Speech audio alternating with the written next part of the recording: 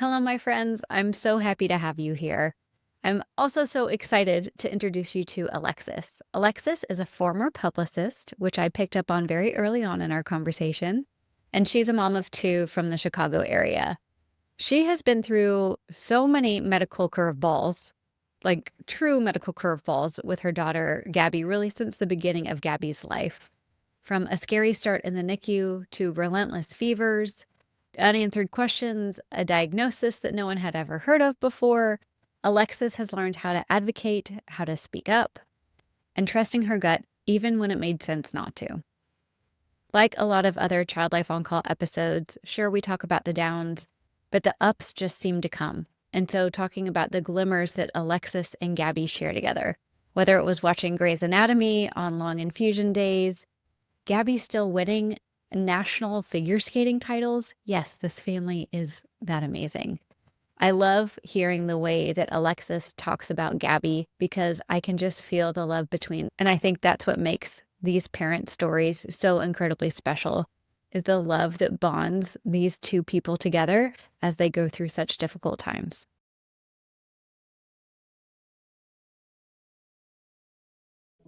Hey friends, welcome to Child Life On Call. My name is Katie Taylor. I am a mom and I'm a child life specialist. If you're listening to the podcast today for the first time, welcome, and we want you to know that the conversations we have here are designed for parents whose child has received a medical diagnosis. I know it may feel extremely terrifying and world-changing even, but you're here now, and you're about to hear from another parent who has had the same feelings that you do right now, and they're still standing. They had the courage to come here and share what it was like for them, to hopefully make it a little bit easier for you. I'm so grateful to each and every guest and each and every listener who shows up here, and it's my privilege to host this sacred space.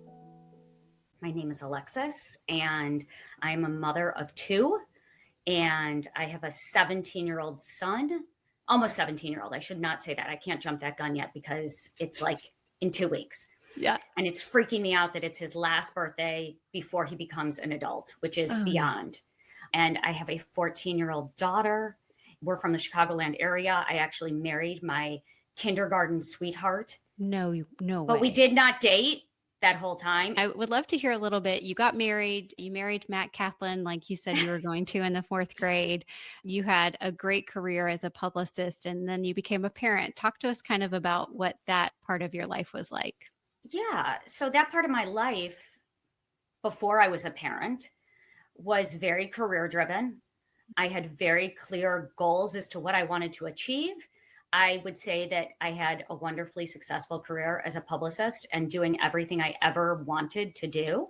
I majored in one of those create your own majors.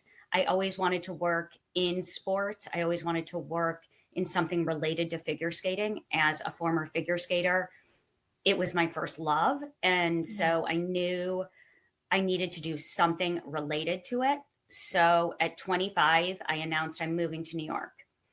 And I actually was shocked that I was met with a lot of positive reactions, especially from my parents. And I just wanted to go do something for me and kind of be independent for the first time in my life. I picked up and moved on the 1st of January of the year I turned 25 and went off to New York and got a job in public relations. I was a PR girl in New York, and I did all consumer work, and I loved it. It was great. And my world and community was based around it. My cousin was living in New York City at the time. And so, we had each other, and I always wanted to do something with skating. And I got the opportunity to do that when I did a contractor job with one of the largest sports marketing and management groups in the world. And I got to work with old friends. I got to work with new people. And it was really for me like the pinnacle of my career. And then I moved back home, and my husband and I reconnected. And I was still working in public relations in Chicago and, going about my career. And that's when my husband and I got married, and I had my first son, Tyler. the love of my life. And Mhm. he was a healthy, happy baby. He was an emergency C-section, but that was pretty much it. Smooth Yeah. sailing all along. And 26 months later, my beautiful baby girl was born. And I was working part-time up until that point. And that kind of all had to go to the wayside pretty quick. Yeah, when you wrote to me and I got a glimpse into what the beginning journey of your life with your daughter was like, it was kind of straight out the gate. Maybe Oh, straight out typical the gate. pregnancy, but like after that birth moment, everything started to change. Everything changed. The doctor, my obstetrician said, "Oh my goodness, you are never going to sleep at night because this kid's lungs." And about 30 seconds later, NICU swooped in and took my daughter away. And those are the lungs that then collapsed. And she was diagnosed immediately with spontaneous pneumothorax. I had no idea what that was. I was on the table getting a C-section. You know, you're strapped down, you're a little bit delirious. There's a lot of anesthesia stuff going on. I wasn't really present at that moment. I don't even remember thinking about why am I not holding my baby? Like my baby was just born and I'm not holding her. I literally had very little consciousness of the magnitude of what was going on. And I think my husband as well. We were in the Yeah. moment. And I remember afterwards my husband saying to me, "Well, the nurses said, is it okay? We're going to have to take her to NICU." And my husband saying, "Yeah, sure." And I heard it, the voices, but like it was not resonating with me at that moment. And by the time I got into the recovery after the C-section, the phone rang in the room and the nurse said, "Mrs. Kaplan, they want to talk to you." And I picked up the phone. And again, I'm still loopy from all of the anesthesia. Yeah. And they said, "Your daughter just had a spontaneous pneumothorax. And what that means is there was air between her lung and it wasn't able to expand. And we had to do a procedure immediately to remove the air, but we're going to have to keep her in the NICU for observation." It just didn't even register with me at that moment, the magnitude of what just happened. I didn't even, it just was nothing. It was like, well, I've already had a baby and it was normal and I'm going to go back to my room and she's going to be there. And I don't know. Yeah. So after the recovery, after getting out of the recovery room and before getting brought to my room, they wheeled me up to NICU. And I'd never seen a NICU before. Mm. It's something most parents never want to have to see. And we rolled in and, there's all the bays Yeah. and there's children there that are 1 pound, 2 pounds. They're on machines. And then there's my robust baby who was 7 pounds, 11 ounces. And she's hooked up to cords all over her body.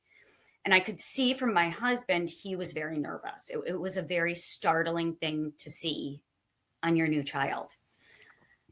And I don't know, my mom instincts kicked in. And I said, "Can I hold her?" And I was able to hold her. And they Right. tried to explain some of it to me, Yeah. but I also was still loopy and exhausted. And Trying to um, process what you'd I just been couldn't through even process surgery. it.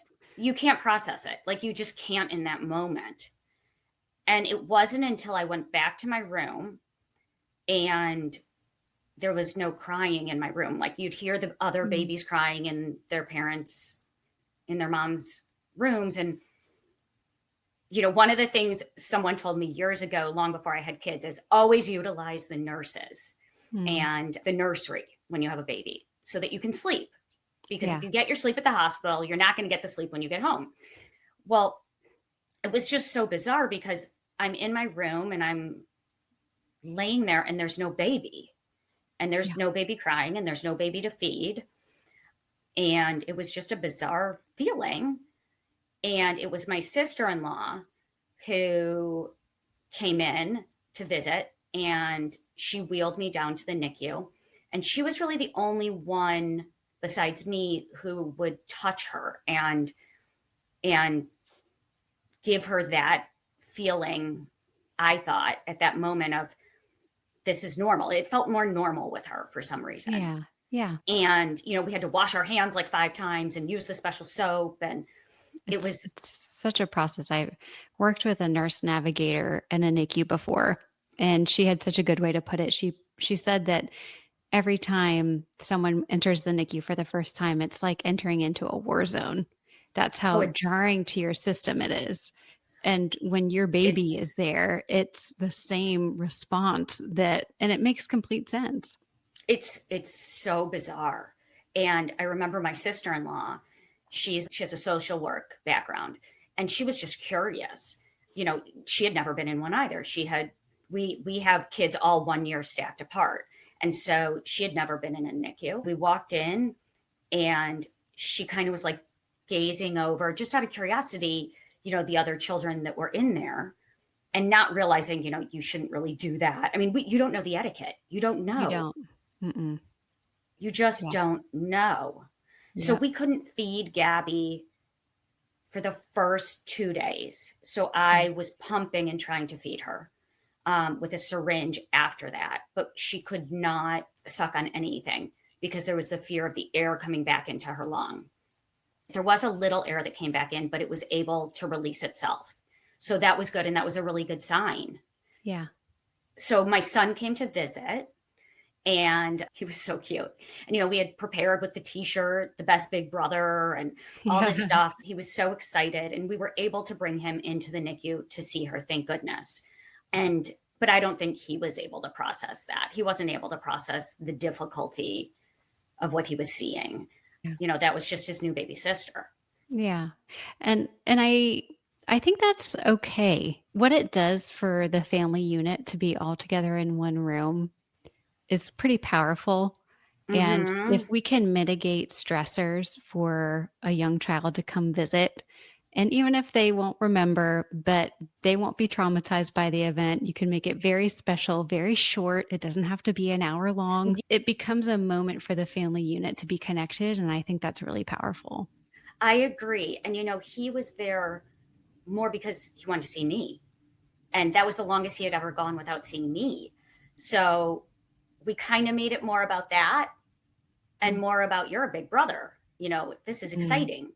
And we had told him that we had planned a big brother party the day we were coming home from the hospital, and that we couldn't wait to celebrate that he was the big brother now, Yeah. and made it special for him instead of having all the attention be this other human that was coming into his life. Well, So we got to go home yeah. after 5 days. Right. And that was the Right. beginning of our journey. Take us through what some of the other things that were happening with her after that. And I know you guys had a series of challenges. Almost seemed like almost at every milestone. I call them the curveballs, and they just kept throwing those curveballs. So we came home, and she didn't want to eat. She didn't want to eat anything I was giving her as far as breast milk.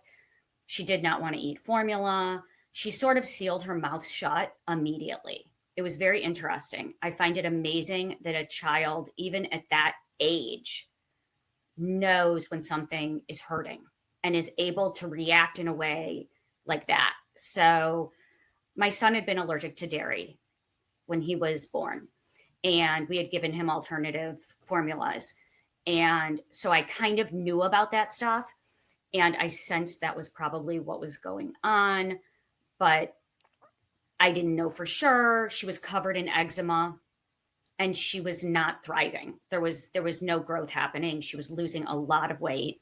We kept taking her into the pediatrician, and the doctor kept saying, you got to keep trying to feed her the 8 ounces. You got to keep going. And every time we would get anything in her, she would projectile vomit it across the room. And she'd turn the eczema would get worse. Yeah. So we wound up taking her to the emergency room one night when she was maybe home for a week. And we said, we don't know what to do. She's not eating. She's vomiting. There's something wrong. And of course, they always go to, is there acid? Let's Yeah. check her for all that. And nothing was helping.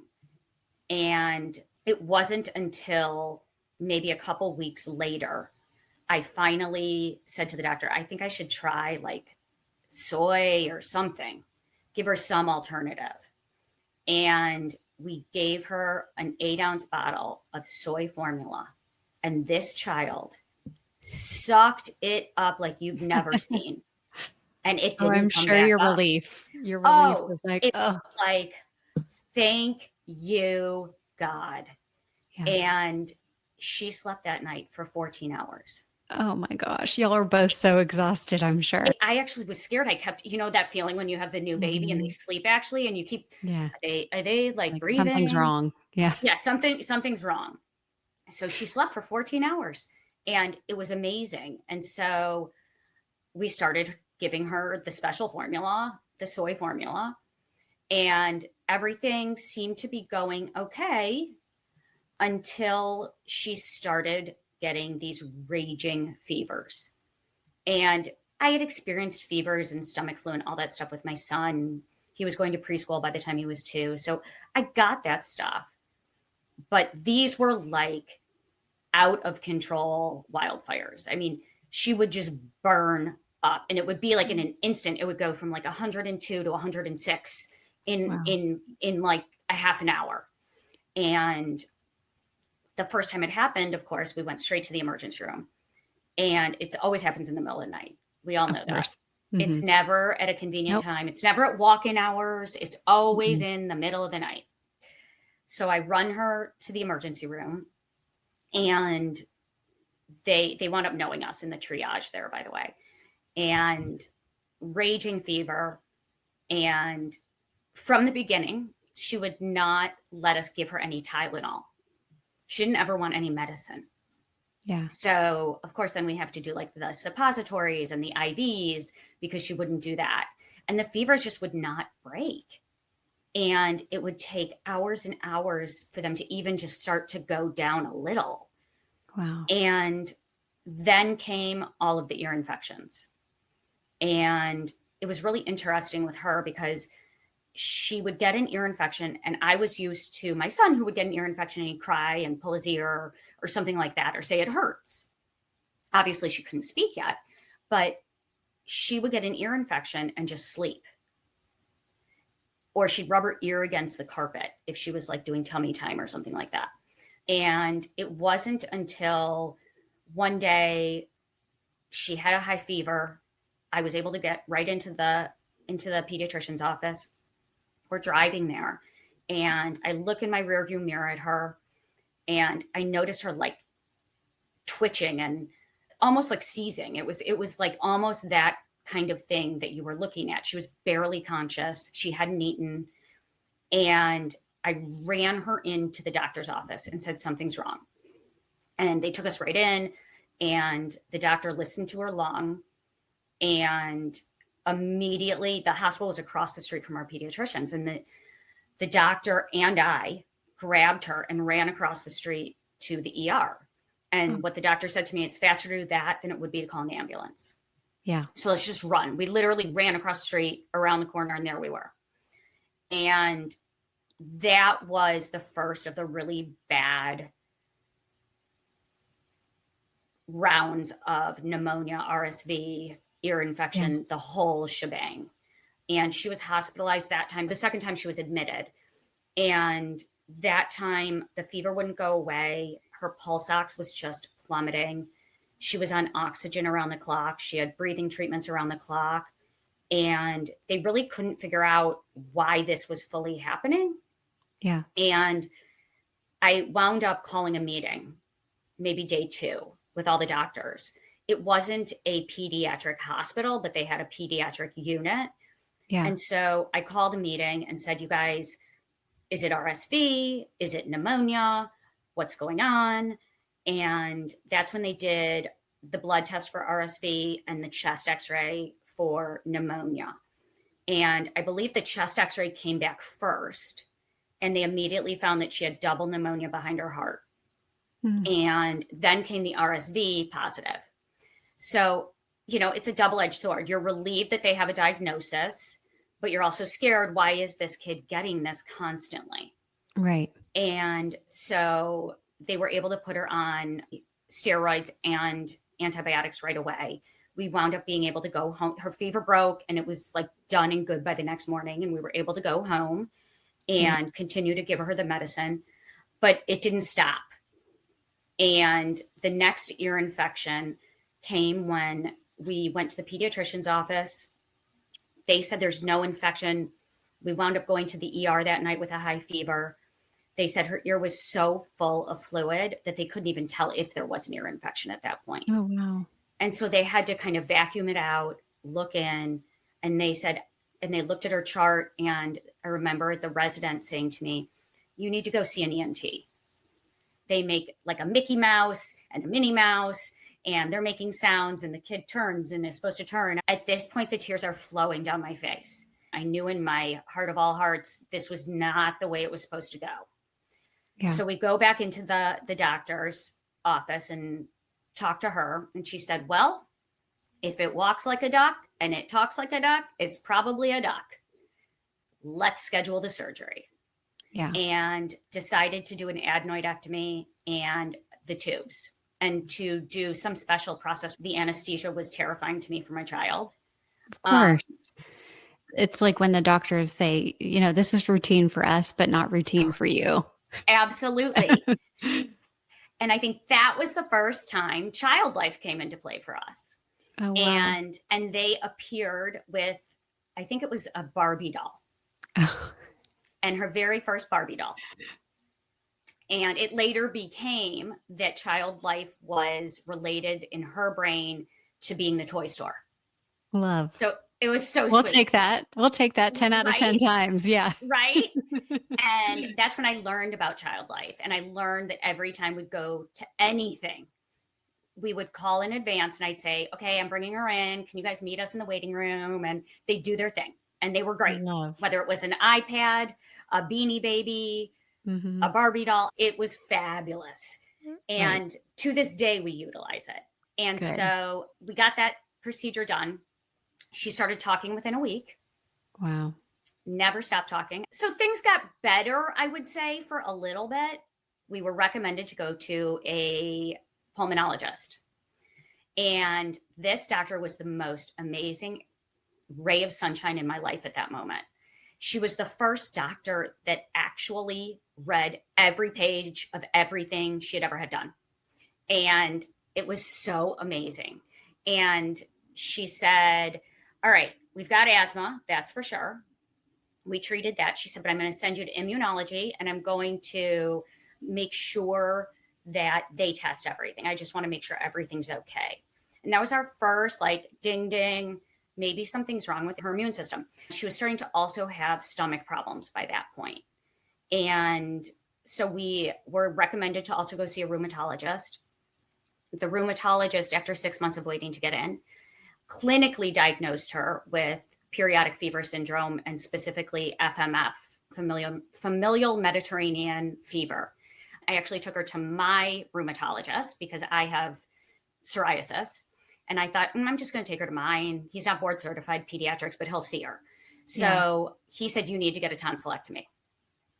It's the number one treatment for both of those things. And it really does help the fevers. So we immediately went and scheduled a tonsillectomy, and still the symptoms persisted.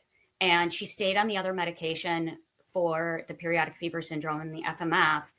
And we called them feverless flares then. And we just didn't get what was going on. And so it's like you're having to play detective, and you're even from the way you're speaking now, you're her historian. You know everything that she's been through, and you're trying to connect the dots. It's never ending. Yeah. Never ending. And so we took her to a gastroenterologist, and then they scheduled an endoscopy, and they said there was a little inflammation, but it wasn't much. That was one of those times when you're sitting in the waiting room and the doctor comes out and says to you, Mrs. Kaplan, can I see you in the conference room? And your heart sinks. Yeah. You don't know what they're going to present to you. It's really that moment of terror for a mother. Right. By this time, I got in there. I had learned to really numb out all of that fear and anything on my end that was emotional, because I knew that I had to be strong. Yeah. And he showed me the pictures from the scope, and he said, I've never seen this before.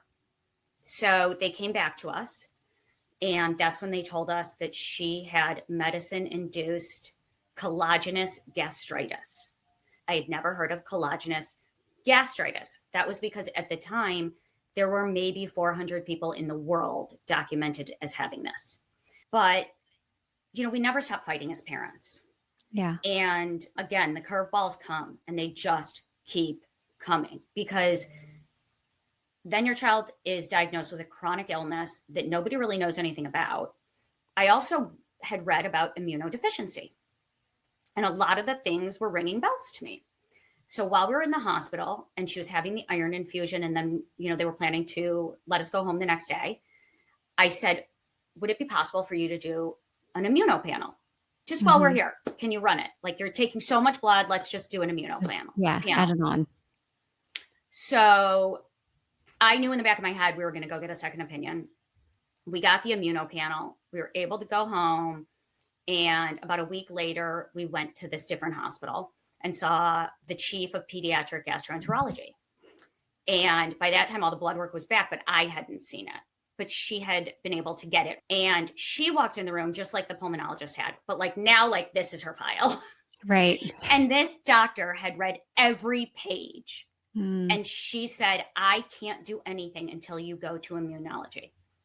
Are you aware that your daughter is immunodeficient? And I looked at her like she had 10 heads and said, what does this mean?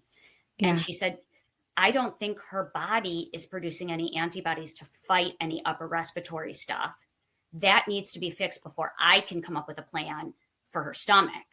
Right. So long story short, we went to immunology quick after. They were able to run all of the tests, and it took about a year of going to, we had to eliminate everything. It's all a process of elimination. Sure. So we eliminated every other possibility, and she was officially diagnosed with immunoglobulin deficiency and primary immunodeficiency. And it was her IGGs that were completely depleted. Now, mind you, we're like knee deep in COVID by this point. So she's not in school anyway. And that was when they were able to finally start giving her IGG therapy, which is a sub-Q IV that she's able to do at home. Now, my child is a strong and stubborn little girl. The nurse comes to our house for the very first infusion. And she's, planning to show my daughter, and do it all for her. My daughter said, no, give me the needle. I'm putting it in. So, I love it. Okay. And I'm looking at this nurse, and I'm like, her life is out of control. She needs power. Yeah. And she inserts the needle the first time. She puts the Tegaderm over. She presses on. And our tradition has become that we watch Grey's Anatomy while we infuse once a week. Yeah. And that's that. And it's the two of us laying on the couch doing this together every single week. We did it 2 days ago, and I am yet to ever do it for her. I'm not allowed to touch a thing. She fills her syringe. She does the whole shebang. Wow. We have a home nurse that comes. We have the favorites and the ones who find the veins the quickest and who use the ultrasound, right? And the buzzy bee and all the things that you learn, the tips and tricks of the trade, and the EMLA cream and how long to put it on before. Alexis, I'm so impressed by you. And there's this it's not really a phenomenon. It makes a lot of sense that when you have a child who goes through all these medical issues, you end up sounding like you went to medical school and how much 100%. you know and how much you understand. And I would love to ask you how Gabby's doing now. It sounds like you have your treatment plan in place. You have your weekly Grey's Anatomy meetings. She's able to skate.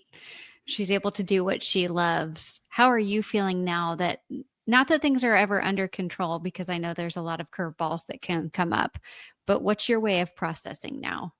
My way of processing is just loving my baby. And when there is those painful moments and thinking about how lucky I am that I have this beautiful light in my life and that we get that special time together. I watched her win a national title as a figure skater last year, and nobody there knew that any of this goes on. That's And incredible. she's able to do what she loves to do. Now, we were just thrown a new curveball a couple months ago, and we're starting to figure out how to deal with it. Yeah. We're going to be seeing some new specialists to try and figure it out. We're really good at doing it together. It takes the term mother-daughter team to a different level, but we're very close. We're very in sync. I can look at her. She can look at me. We know each other's emotions by looking. What a gift. It's such a gift. I treasure everything I have with her, and I just want her to have the life to be as most fulfilling as possible. She's able to do something she loves. Yeah. And the team around her, both on the ice and medically, are very in tune with her. Yeah. I see like the perseverance trait in both of you, because it's in her, she's uncomfortable, she's in pain, she's fighting different things every single day. And you didn't have it easy either. Right. You figured out how to persevere. What's something that you've learned about yourself since becoming Gabby's mom that maybe you didn't know about before? You didn't know about yourself when you were a publicist or... Oh, I didn't know I could be this strong. When the IV blows and the vein is infiltrated and your kid is screaming, you learn what needs to get done in that moment and how to advocate, how to be assertive, and even unfortunately times that you have to be aggressive to get what you need, and how to comfort your child in these times of devastation. And I think of myself and how I would have reacted at that age. Yeah. Yeah. And you look at her and it's like, how are you this strong? Right. Like, how do you even get up in the morning and go to the rink? Right. And it's amazing. It's amazing. The one story I'll tell you is when we went to go get her first COVID shot, the very first time it came out. And we had to do it right away because of the immuno issues. Mm-hmm. And she's standing in line at the children's hospital waiting to get it. And there's all these kids behind her and all these kids in front of her, and they're terrified. She's like, I'm going to give you a trick. And she has a trick, and she takes her cell phone, and whatever they're doing, if it's blood, if it's a shot, she holds her phone like this to cover it. And she watches TikTok or Instagram reels, and she just looks at it down, and she is able, it's her thing. And she's telling all these kids in line how to do that. So and empowering. I remind her of it.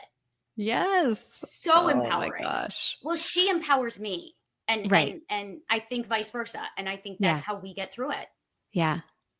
You mentioned Facebook groups helped you get some really good information. What other resources do you recommend for families who are facing a similar diagnosis? I think Google truly is a fabulous place. And don't be afraid to be Dr. Mom sometimes. You need to be, especially when you get a child diagnosed with something very rare and that nobody knows. And Facebook has been just an amazing resource. I'm in like so many groups, and there's a collagenous gastritis group, and there's immunodeficiency groups, and we all just share our tips and tricks and what we do. And when her sub-Q IVs go bad and we have to call a nurse in to come and oversee it just to make sure we're doing it right. Don't be afraid to speak up, and don't be afraid to ask questions to doctors. It's your baby. Yeah.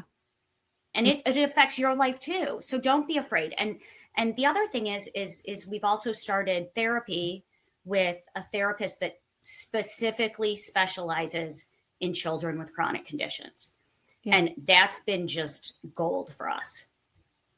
Using all of the resources that are available. Thank you for being so open and vulnerable about sharing like some of the details that it takes, because it is kind of like when I'm seeing you, it's like this block and then this block, but they're all kind of building on each other, and now they're starting to make sense, but you don't know that when you're at the beginning, just trying to put all the pieces together. 100%. And thank you for having me. Thank you for recognizing what all of us as parents go through, whether our kid has a cold or something like this. It doesn't matter. Well, I'm of the belief that the key to pediatric care is supporting parents. And when parents feel supported, they have the bandwidth to do what's necessary for their child. And that's my I whole soapbox. I agree, and I think that if your doctor is not supporting that, then it's not the right doctor. Go find a new one. Yep. Well, where can we watch our ice skating videos and where can we follow Oh, along with what's so going on? We would love to do that. so her Instagram that she just updates all the time is GKAPS underscore skates, SKATES. Love that. And I have recently started a new Instagram page where I'm going to start doing some good blogging and talking about all of this stuff. And it is called keep underscore throwing underscore curveballs, That's perfect. because the I love curveballs it. aren't over. They're not stopping. No, they are not, but we know how to deal with them. You do. Well, thank you so much, Alexis. I've loved our Thank time. you. As a parent, you want to be there for your child, especially when it comes to their health. But healthcare can be overwhelming and confusing. The good news is child life specialists are experts who help families navigate these challenges. But often our support is only in hospitals. So imagine if you had access to these valuable tools and resources all the time. You would be able to understand medical procedures, explain them to your child, and help them feel less anxious, which also makes you probably feel less anxious. So when your child visits the doctor, has surgery, or has a medical procedure, having the right information and support can make all the difference. You, the parent, can be prepared to answer their questions, calm their fears, and advocate for their needs. Child Life Specialist tools are ready to be in your hands right now through our app Support Spot. All you have to do is go to the iOS or Android store, type in Support Spot. We are giving all of our listeners on this podcast access to the app for just $19.99 for an entire year. You are going to have, I'm not kidding, 7 years worth of resources and support and information that we have been building at Child Life on Call at your fingertips. With these tools in your pocket, you can transform the way your family experiences medical care. Parents, you deserve to be informed and feel confident in your child's healthcare journey. And by having access to Support Spot, you can ensure that your child feels supported and understood no matter what medical challenges come your way. Head to the link in the show notes or go to your app store, type in Support Spot to download it today. For those of you who are joining us today, I am not a doctor. I'm not a therapist. I am a child life specialist. And the suggestions and tips and resources that I talk about with parents on this podcast may be great for you and they may not be right for you. So the most important person you can talk to about getting support is your care team, your doctor who knows your story and your child's story. So regardless of maybe what I mention or what other families mention here, we're not licensed therapists, we're not doctors. We're having a conversation about what the parenting journey has been like. So please keep that in mind as you listen today.